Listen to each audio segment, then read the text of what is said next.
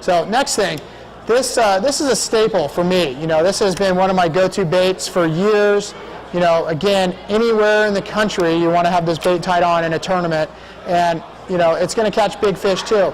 And this is a jig. This is made by Phoenix Baits. This is one of the jigs I designed.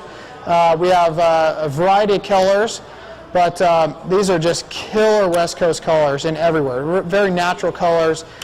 This is called Cody's Copper.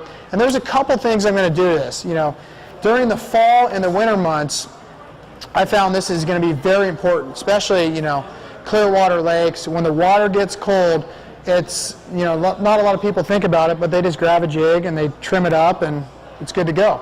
Well, I actually like to take this thing during these months, you know, when the water's still cold. I'm going to hang it upside down.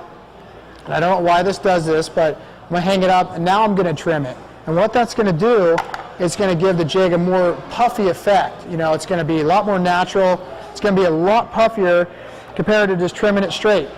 It's going to really flare out a lot more. And it seems like, you know, when the water's cold, the fish are inactive, that's going to get you a couple more bites. Another thing I'm going to do, you know, this is a 3/4 ounce jig with a Yamamoto twin tail.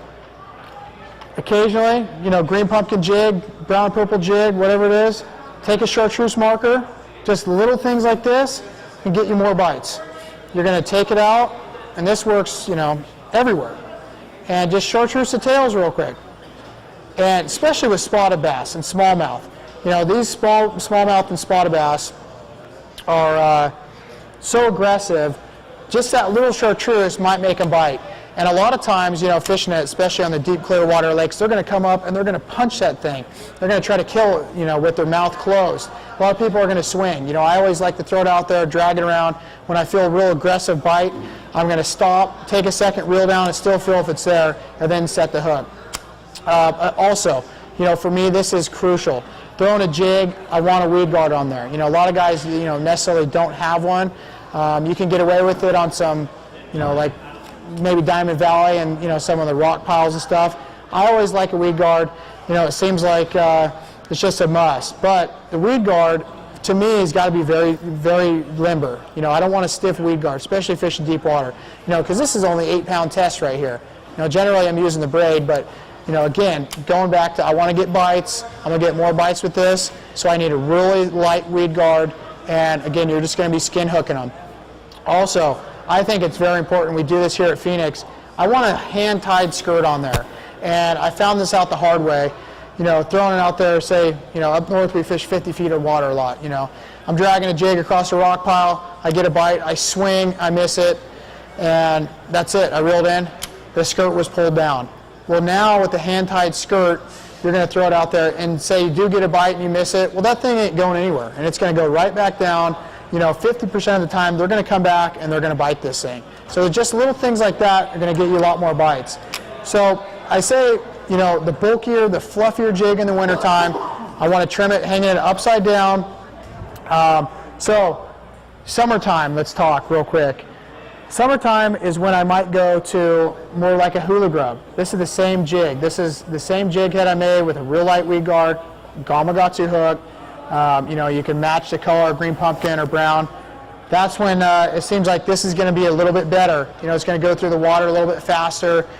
It seems like it works. Now, late spring, early fall, I'm going to trim this jig straight now. I don't want it to be as fluffy. I want fewer strands in there. So I actually might take this jig and trim a couple out. And what that's going to do is going to go through the water a little bit faster, and it just seems like during that time when they eat a jig, they want it to go a little bit faster. They don't want the real slow, puffy jig. And then that's also when I might go to like a silicone compared to a round rubber. And those are just little things that, you know, can get you some more bites. So, yes, light wire hook. These are. I can pass this around. They're not a light wire hook, but they're like a medium wire. They're not. You don't want a super heavy hook. You know, it's going to change the action of the jig. You're not going to get as many bites. Plus, it's heavier. You're going to be snagging on the bottom. And again, I fished with a guy years ago on Lake Oroville. His name was Glenn Lockhart, and this guy was like a jig master. He threw 6-pound tests. He threw a little 1/4 ounce jig, 1/8 ounce jig with the piece of pork. He would throw it out there, he would catch so many fish, and he always, you know, pounded in my head, you're just skin hooking them. That, you know, what a skin hook is, when you set the hook, I mean, you're hooking the skin and that's it. You're not really getting into the meat of that jaw. And, you know, once you hook them, when you skin hook them, you just kind of want to reel them in and play them, not give them any slack, just keep a tight line. You're going to catch a ton of fish. And, you know, when you're throwing light wire stuff like that, you're going to get a lot of bites. So, again, the jig, staple for this time of the year. Do you throw that on fluorocarbon or braid? I like the braid. Again, you know, that one was rigged up just, you know, just for another technique here. But since I've gone to that braid, I can't put it down. It's just, you know, you're not using as much fluorocarbon. You're not, you don't have to replace it as much. For a tournament angler, it's nice. You got a million things to do. You come in at night. All you have to do is retie a leader. And also, You put a leader on it? yes, I never go straight braid, but I always go to the fluorocarbon. How heavy? You know, depends from 8 to a 15 pound on a jig, a little bit heavier. Oh yes, and also, you know, with the double Albright knot, now you got maybe a 30 pound braid to a 10 pound test fluorocarbon leader. You necessarily don't have to wrap it 6 times in. That's just a little more, or 8 times. That's a little more for a lighter braid. So now I might wrap it 6 times and come back 6 times. And the rod, you know, just going to kind of vary on how heavy of a jig. You know, the heavier the jig, obviously the heavier the rod. I like a 7-foot to a 7'6" rod. I like a little bit longer rod because you're going to have a little more control of the fish. You're going to have a better hook set. You know, you might have to sweep the line a little bit more and really get a good hook. And then once you hook them, you know, you own that fish with the longer rod on the jig.